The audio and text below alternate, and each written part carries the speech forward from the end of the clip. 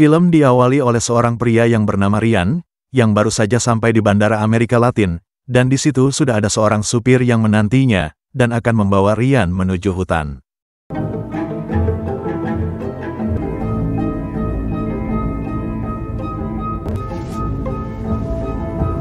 Setelah menempuh perjalanan jauh, sampailah Ryan di sebuah rumah mewah seperti villa yang bertempat di atas bukit terpencil. Rencana tujuannya datang ke sini adalah sesuai undangan dari sahabat lamanya yang bernama Jack, yang memintanya untuk hadir berkunjung. Sesuai password rumah yang sudah Jack titipkan kepada si supir, Ryan pun mulai memasuki serba mewah yang tampak seperti villa orang-orang kaya raya. Karena Jack sedang ada di luar melakukan pekerjaannya, Ryan pun memutuskan untuk menunggu sambil memasak makanan yang sudah disediakan.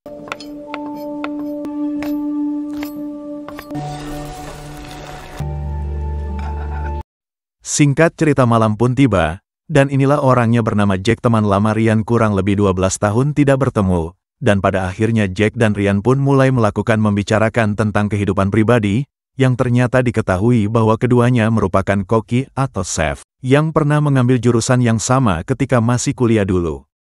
Well, I gotta get here and find the produce, you know. It's a full experience. Berbeda dengan Ryan yang saat ini cuma bekerja sebagai koki biasa di sebuah restoran di pinggir jalan, Jack yang berambut panjang ini bekerja untuk sebuah agensi penyedia jasa pelayanan dan makanan, dan ternyata rumah ini, atau villa ini, bukanlah rumah milik Jack melainkan sebuah rumah yang sengaja disewa oleh agensinya, untuk mengadakan acara makan malam yang akan direncanakan beberapa hari lagi. Yang karena Jack ditugaskan sebagai koki utama, untuk menyediakan sekaligus bahan-bahan dan menu makanan untuk para tamu, sehingga ia lebih dulu datang ke sini untuk mempersiapkan semua keperluannya. Saat membahas tentang gaji Jack sebagai seorang koki untuk agensi, Ryan pun cukup terkejut mendengar nominal yang sangat besar untuk sekali masak, karena para tamu yang biasa ia layani adalah orang-orang yang sangat kaya dari berbagai belahan dunia. Namun melihat raut wajahnya, Jack nampak seperti orang yang stres dan frustasi. Yang karena menurutnya orang-orang kaya selalu menginginkan pengalaman luar biasa dalam mengicipi makanannya, sehingga secara tidak langsung hal itu menjadi beban tersendiri bagi si Jack ini. Yeah. It's about the only thing that is. This pay must be great, huh? Keesokan paginya, Jack mengajak Ryan jalan-jalan ke kota kecil menggunakan mobil klasik yang baru beli beberapa hari yang lalu. Akhirnya mereka sampai di sebuah kafe yang menyediakan daging stik wahyu khas kota tersebut.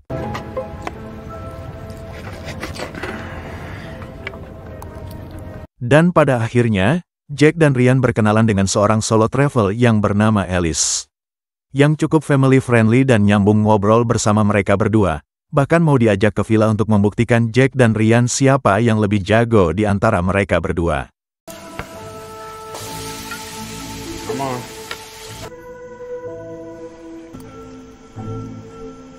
Hasilnya, Alice lebih menikmati dan menyukai masakan Ryan yang hanya seorang koki restoran pinggir jalan, sehingga ini cukup membuktikan bahwa Ryan memang lebih jago masak ketimbang Jack yang nampak terpaksa dengan profesinya tersebut.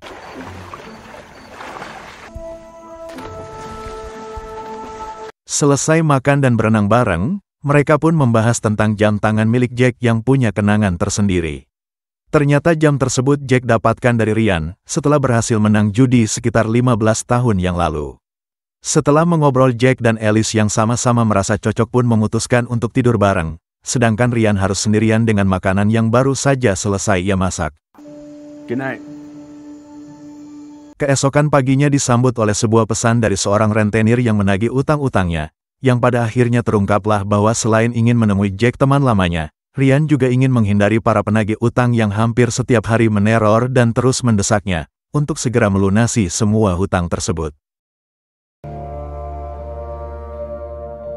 Berapa lama Jack pun balik setelah mengantarkan Alice ke hotel tempatnya menginap, di saat Jack izin keluar lagi untuk mengurusi pekerjaannya. Setelah Jack sudah pergi, Ryan diam-diam membuka laptop milik Jack yang masih menyala, dan melihat akun rekeningnya yang berisi uang sebanyak $1.702.000. Atau setara 27 miliar rupiah lebih dari pekerjaan sebagai koki untuk orang-orang kaya.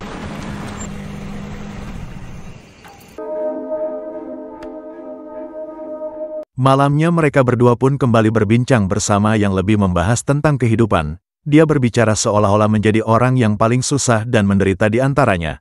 Padahal punya uang banyak di akun rekeningnya, Ryan sempat pengen mengutarakan tentang masalah utang piutangnya. Siapa tahu Jack berbaik hati mau meminjamkan sedikit uang. Namun melihat Jack yang terus berbicara soal frustasi dan kestresannya, membuat Ryan akhirnya kasihan dan mengurungkan niatnya tersebut, dan akan menunggu waktu yang tepat untuk mengutarakan masalah utang piutangnya.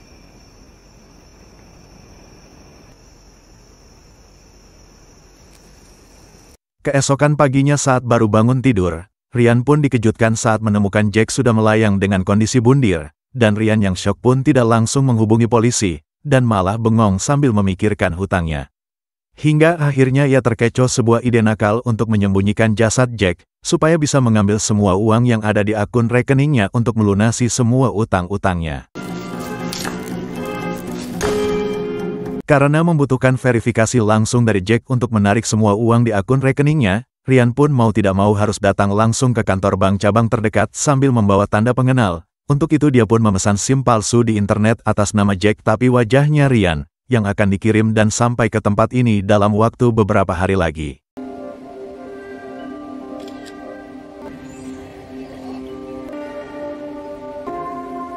Bersamaan dengan proses itu, si rentenir kembali mengirim foto ibunya untuk dijadikan bahan ancaman, dan akan menghabisi apabila Ryan tidak segera melunasi semua utangnya. Makin kuatlah tekad Ryan untuk menyembunyikan kematian Jack yang bundir, Jack yang demi untuk mendapatkan semua uang di akun rekeningnya, bahkan ia sampai nekat menyeret jasad Jack ke tepi danau, untuk menenggelamkannya menggunakan beberapa buah dumbbell fitness sebagai pemberatnya agar tidak mengapung.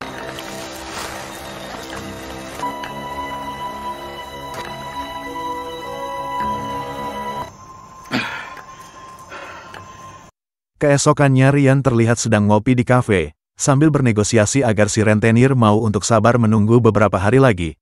Namun rupanya si rentenir sudah habis kesabaran, dan memaksa Ryan untuk segera melunasi semua utangnya hari itu juga.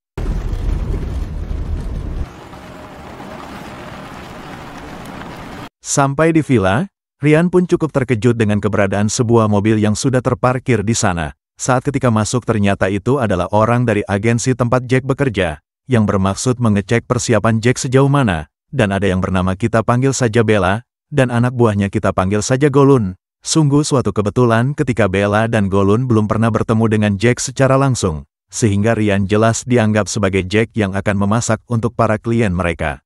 Please. It's about payment for this job. Saat ketika ditanya sudah sejauh mana persiapannya, dan menu apa saja yang akan disediakan, Ryan yang merupakan seorang koki sama seperti Jack pun, tidak terlalu panik dan gugup menjawab pertanyaan tersebut, dan Ryan memanfaatkan kesempatan itu untuk melunasi utangnya, dengan cara meminta sebagian atau gaji yang dibayarkan terlebih dahulu. Yeah. 50,000? Where do you want me to wire it? Alhasil Ryan pun bisa bernapas lega, setelah utangnya lunas dan ibunya akan baik-baik saja. Namun sekarang ia menghadapi akan mempertanggungjawabkan semua perbuatan atau keputusannya yang mengaku sebagai Jack kepada agensi ini.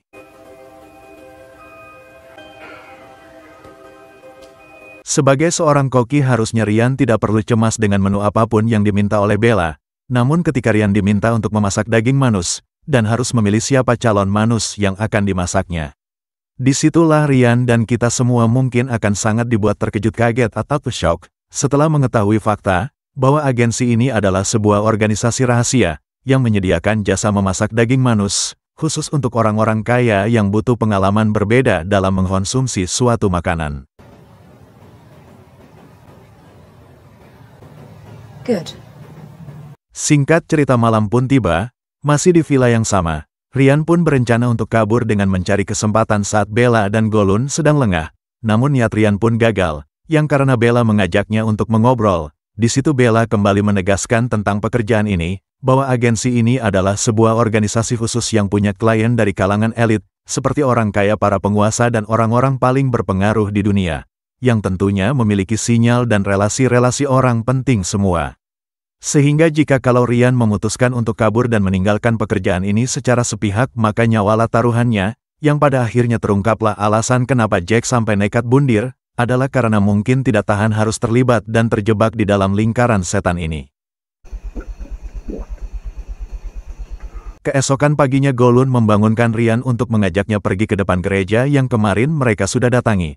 Tujuannya adalah untuk mencari target yang akan dijadikan bahan masakan. Pasti tentunya bahan mentah yang akan diolah. Agensi Golun ini mengatakannya dengan sebutan produk haruslah yang masih sehat, tidak keras, dan lebih bagus jika umurnya masih muda. Di saat mata mereka melihat pada seorang gadis yang sedang berjalan bersama neneknya, dan memutuskan untuk mengikuti mereka berdua.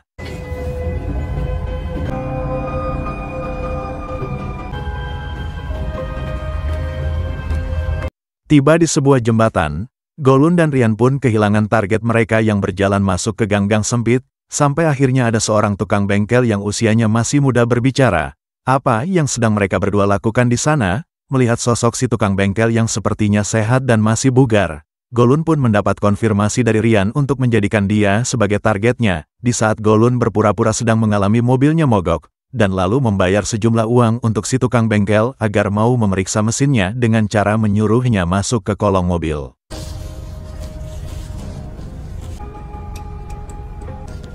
¿Cómo? Para mí también. Tepat di mana setelah Golun menembak si tukang bengkel di kolong mobil, muncullah si gadis bersama neneknya dengan ditemani seorang polisi, dengan maksud untuk menanyakan alasan kenapa Golun dan Ryan mengikuti gadis tersebut. Sebagai seseorang yang sudah lama bekerja untuk agensi, Golun pun tentunya sudah punya protokol skenario sendiri untuk menghadapi masalah seperti ini, yaitu dengan berpura-pura sebagai utusan dari perusahaan besar yang sedang meninjau lokasi pembangunan hotel, beserta sebuah kartun nama palsu yang memang membuat sangat meyakinkan. Gallo, sí. That sounds good. Beberapa menit kemudian, Golun dan Ryan sudah di perjalanan pulang dengan tubuh si tukang bengkel yang berhasil dibawa ke dalam garasi. Saat sudah tiba di villa, mereka berdua langsung menyeret jasad tersebut untuk dibawa ke sebuah ruangan rahasia di bawah tanah, yang sekarang giliran Ryanlah belajar apa yang sudah menjadi tugasnya. Sempat bingung dan pelanga-pelongo karena seumur hidup Ryan belum pernah sama sekali memotong daging manus, apalagi mengolahnya menjadi makanan yang layak dimakan. Namun melihat Bella dan Golun yang mulai mencurigai gerak-geriknya, Ryan tidak punya pilihan lain selain harus melakukan hal tersebut demi untuk keselamatan nyawanya sendiri.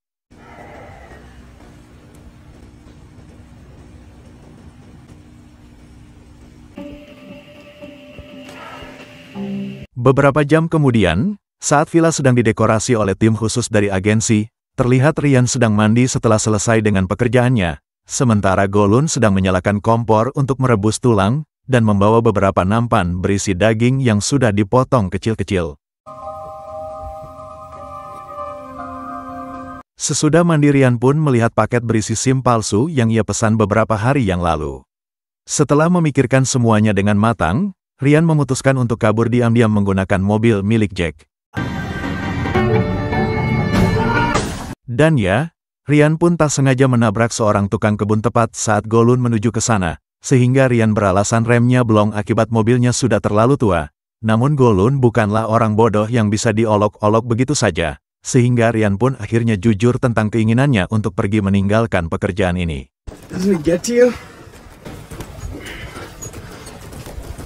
Golun pun sama sekali tidak marah atau berniat mengadukan ini kepada Bella, melainkan justru malah memberi saran terbaik untuk Ryan, agar jangan pernah untuk berpikir untuk kabur dari agensi ini, karena sejauh yang ia tahu tidak ada satupun orang yang berhasil lolos dari agensi tersebut, karena mereka memiliki jaringan yang sangat luas yang tersebar di berbagai belahan dunia, sehingga semudah mungkin untuk bisa mereka menemukan keberadaan siapapun, termasuk Ryan yang bukan siapa-siapa ini. Tak punya banyak berpikir apalagi untuk mundur, Ryan memutuskan untuk lanjut saja. Dengan menjelaskan 4 menu berbeda untuk setiap masakannya, karena acaranya akan digelar malam ini, dan akan dihadiri oleh dikirakan 5 orang penting yang datang dari beberapa negara berbeda.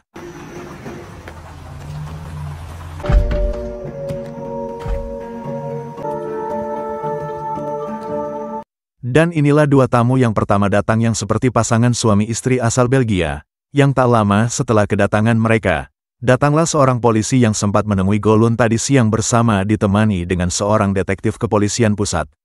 Dan ternyata merupakan paman dari keponakannya yang hilang, yang tiada lain tidak bukan adalah si tukang bengkel yang saat ini sudah menjadi sop wortel, yang akan dihidangkan kepada mereka semua. Your employee was with another man. Mungkin pemirsa sudah menebaknya, kedatangan Pak Detektif ke sini adalah untuk menemui Golun terkait hilangnya si tukang bengkel tersebut yang merupakan keponakannya sendiri. Dan dari keterangan Pak Polisi, Golun dan Ryan terlihat berada di lokasi saat kejadian itu terjadi. Well, when Maurice gets back, I could have him call you. Karena Golun sedang keluar menjemput tamu lain, Bella pun terpaksa mempertemukan Pak Detektif dengan yang sedang memasak di dapur, dan akan memperkenalkannya sebagai seorang arsitek dalam proyek hotel tersebut. Namun karena Ryan sudah jelas terlihat memasak dan memakai pakaian koki, Ryan pun beralasan jika selain sebagai arsitek, ia juga punya hobi memasak makanan. I see. And concrete and glass. Right. Yeah. No, we're looking into. Karena Ryan terlihat gugup dan takut akan ditanya-tanya seputar bidang arsitektur, Bella pun dengan cepat menawari mereka sup daging, yang tanpa mereka sadari itu merupakan daging si tukang bengkel itu sendiri. Bella pun segera menemui kedua tamu dari Belgia untuk menjelaskan masalah situasinya, dan meminta mereka untuk berpura-pura sebagai investor pada proyek hotel tersebut. Lalu Bella pun kembali ke dapur untuk mendampingi Pak Detektif yang sedang menikmati sup daging keponakannya sendiri.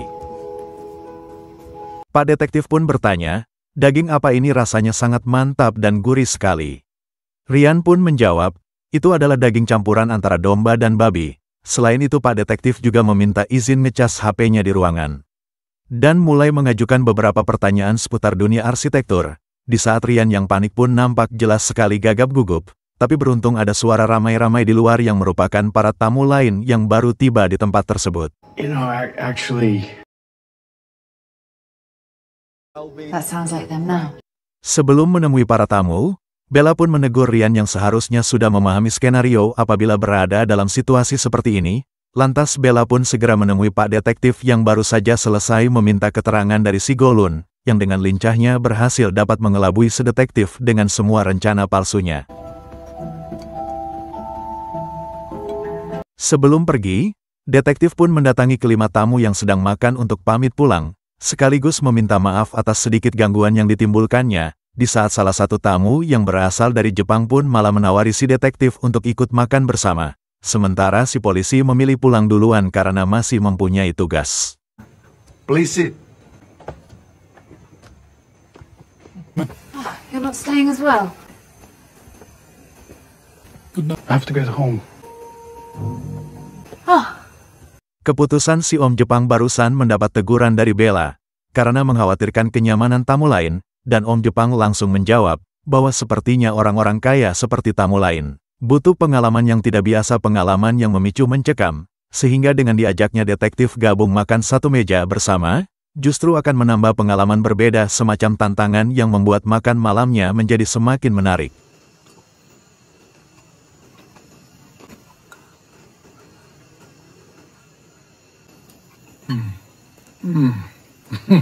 Berapa lama Golun pun memberitahu Bella masalah tamu tak diundang yang menunggu di depan rumah, yang katanya ingin bertemu dengan Jack, yang ternyata itu adalah si Alice, si traveler yang sempat kencan dengan Jack pada malam sebelum kejadian.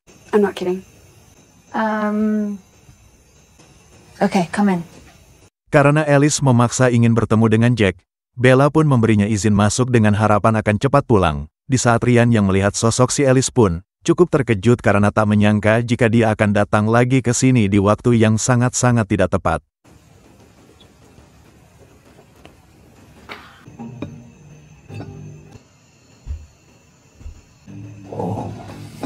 Sambil duduk di atas meja, Alice pun mulai tanya-tanya tentang keberadaan Jack dan kenapa bukan dia yang memasak untuk acaranya. Di saat Ryan yang masih dengan khas gagap gugupnya pun menjawab bahwa Jack pulang kembali ke tempat asalnya karena sudah capek kerja, sehingga Alice yang merasa sedikit kecewa pun langsung pamit pulang. Namun alangkah terkejutnya dia saat melihat jam tangan milik Jack ada di tangan Ryan, sehingga ia yang mulai curiga buru-buru pulang saat itu juga.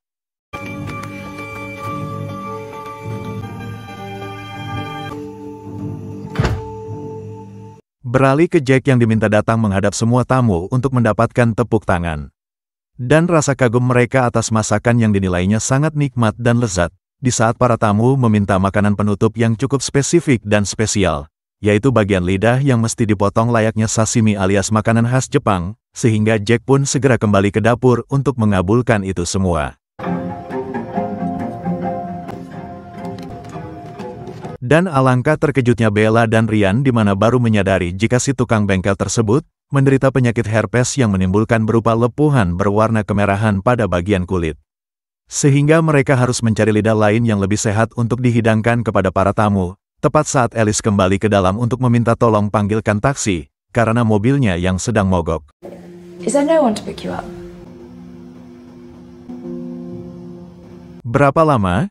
Ryan pun menyajikan sashimi lidah kepada para tamu, yang pastinya Anda sudah bisa menebak lidah siapa itu, di saat Ryan diam-diam memberikan sebuah pesan rahasia kepada si detektif untuk ketemuan di dalam toilet. Hey! Ryan akhirnya mengungkapkan semuanya termasuk daging yang sudah dimakannya dengan lahap tadi, sehingga detektif pun langsung mual dan memuntahkan semua makanan yang sudah dimakannya barusan. Setelah menyusun sebuah rencana dengan Ryan, detektif pun langsung izin pulang dengan meninggalkan ponselnya yang masih dicas di dalam. Di saat detektif tidak langsung masuk ke dalam mobil, melainkan jalan ke halaman belakang villa untuk bertemu dengan Ryan yang akan mengajaknya masuk ke dalam sebuah ruang rahasia bawah tanah. Dan ya, detektif pun sangat amat terkejut dengan kebenaran akan semua perkataan Ryan. Alih-alih segera akan menghubungi rekannya di kepolisian, detektif pun baru ingat jika ponselnya ketinggalan di dalam, sedangkan ia sendiri tidak ingat dengan nomor telepon rekan-rekannya sendiri meski si Ryan membawa HP. Sehingga satu-satunya cara untuk menghubungi pasukannya adalah dengan mengambil ponselnya yang masih dicas di dalam villa. Sementara detektif akan menunggunya di dalam ruangan tersebut, di mana Ryan akan pergi ke dalam untuk mengambil ponselnya tepat saat para tamu sudah selesai makan, dan akan pulang kembali ke negara masing-masing, di mana saat Ryan sedang mengantar para tamu ke depan, Golun yang penasaran dengan gerak-gerik Ryan yang mencurigakan pun, langsung pergi ke ruang bawah tanah dan menghabisi si detektif menggunakan gergaji mesin. Saat Ryan kembali ke sana, si detektif sudah maut dengan bercucuran sirup, termasuk tubuh si Alice yang berada tepat di sampingnya. Meski Golun sudah tahu betul jika Ryan mencoba untuk membongkar semuanya, ia tetap bersikap biasa saja dan malah meminta Ryan untuk membereskan kekacauan tersebut. Things happen so fast. Setelah acara selesai, Bella pun terlihat sedang sibuk merekayasa kematian Pak Detektif, Alice, dan tukang bengkel, dengan bantuan dari kantor pusat agensi yang memang sudah sangat profesional mengatasi masalah seperti ini. Keesokan paginya, Ryan terlihat masih rebahan di atas ranjang setelah tidak bisa tidur semalaman, di mana Bella memberitahu bahwa tadi pagi ia mendapatkan banyak sekali pesan email dari para tamu yang merasa sangat memuaskan dengan hasil masakan Ryan. Bahkan kantor pusat agensi merekomendasikan Ryan untuk menjadi koki di acara besar, yang lebih elit, yang lebih mencakup dunia. Bella pun sudah mentransfer gaji Ryan sekitar $250.000, atau setara dengan 4 miliar lebih. Should be a good one. Sesuai protokol keamanan agensi, Ryan pun disuntikan GPS kecil di bagian lehernya. Hal itu untuk mencegah apabila Ryan kabur dan mencegah jika Ryan menceritakan hal ini kepada orang lain. Karena acara sudah selesai, Ryan pun dibolehkan kembali ke tempat tinggalnya, di mana Golun sendiri sibuk membakar 2 mobil detektif untuk maksud menghilangkan jejaknya. Setibanya di bandara dan menunggu jadwal penerbangan, Ryan pun bertemu dengan calon penumpang pesawat, di mana mereka berdua mengobrol saat pria tiba-tiba curhat tentang pekerjaannya sebagai seorang lapangan di sebuah perusahaan dan gajinya tidak terlalu besar, dan sering menghemat ongkos transportasi dengan penginapan hotel di dekat bandara. Alangkah terkejutnya saat pria ini iri dengan seorang koki digaji tinggi untuk memasak orang kaya, ditempatkan penginapan mewah seperti villa dan semacamnya. Di mana pria tersebut tidak tahu saja, bahwa Ryan tidak sama sekali merasa senang dengan pekerjaan ini, dan perasaan tersebut sama-sama yang dirasakan oleh Jack sahabatnya sebelum ia memutuskan untuk mengakhiri hidupnya sendiri.